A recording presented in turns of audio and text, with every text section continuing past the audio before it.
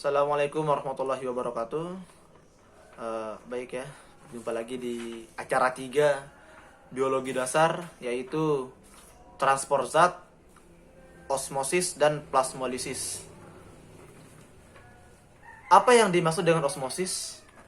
Osmosis adalah perpindahan molekul pelarut, misalnya air, melalui selaput semipermeabel dari bagian yang lebih encer ke bagian yang lebih pekat, atau dari bagian yang konsentrasi pelarut, misalnya air, rendah hipnosis ke konsentrasi pelarut, misalnya air tinggi hypertonis.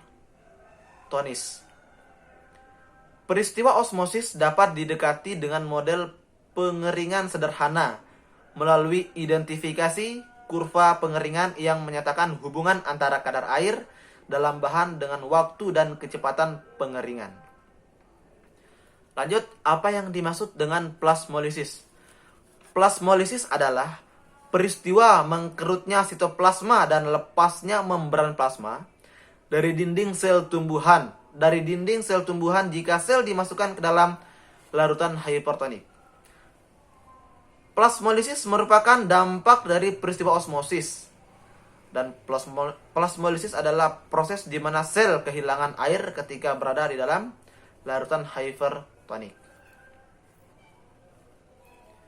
Lanjut yang ketiga, pada percobaan menggunakan potongan kentang, jelaskan mengapa. Yang pertama, potongan kentang yang direndam dengan larutan 0% air saja memiliki tekstur yang keras.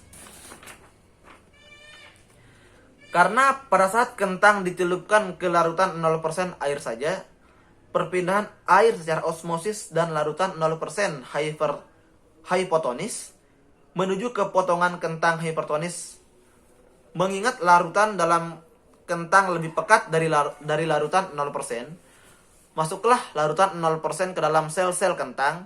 Akibat masuknya air pada sel kentang membuat sel ke dalam turgid atau tekanan turgor tinggi, sehingga membuat potongan kentang tersebut menjadi keras. Lanjut pada soal yang ketiga ya, yang bagian 2. Potongan kentang yang direndam dengan gula 5% memiliki tekstur agak keras dan sedikit lunak. Ada yang mengalami pertambahan ukuran maupun pengurangan ukuran sesuai dengan medianya sendiri. Hal ini terjadi karena sifat larutan yang hypertonis maupun hypotonis terhadap kentang. Pada larutan gula, kentang menjadi lembek dan terjadi pengurangan ukuran-ukuran.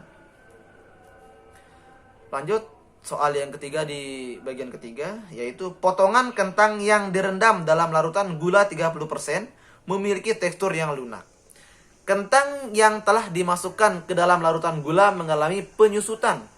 Berat semulanya dikarenakan air bergerak dari larutan yang konsentrasinya rendah ke larutan yang konsentrasinya tinggi. Hasil percobaan ini diketahui bahwa air gula yang terdapat di dalam gelas tersebut memiliki kerapatan tinggi, sedang kentang memiliki kerapatan yang rendah. Setelah kentang dimasukkan ke dalam air gula selama kurang lebih 20 menit, kentang tersebut menjadi lebih ringan serta warnanya juga lebih kusam. Semakin hypertonis larutannya, maka semakin lembek kentangnya. Lanjut, identifikasi perbedaan sel Roydis color yang telah direndam dalam larutan gula dengan konsentrasi 0%, 5%, dan 30%. Jelaskan apa yang menyebabkan munculnya perbedaan-perbedaan tersebut. Peristiwa osmosis pada sel Roydis color dapat terjadi pada suatu sel melalui membran sel. Membran sel bersifat permeabel terhadap zat-zat yang mudah melewati membran. Peristiwa osmosis ini terjadi karena perpindahan molekul ion dari kerapatan tinggi ke kerapatan rendah melalui suatu membran. Adapun faktor-faktor yang dapat mempengaruhi osmosis pada sel yaitu tekanan turgor ya. Tadi turgor itu merupakan tekanan turgor tinggi, konsentrasi sel tersebut dan zat pelarut, pH larutan, suhu dan ukuran molekul. Oleh sebab itu, mengapa terjadi perbedaan reaksi dikarenakan semakin banyak massa jenis gula maka semakin lembek atau lunak, yakni bahan percobaan yaitu raw discolor. Baik, terima kasih dari laporan ya, praktikum dari acara 3, transport zat, osmosis dan plasmolisis. Sekian, terima kasih. Wassalamualaikum warahmatullahi wabarakatuh.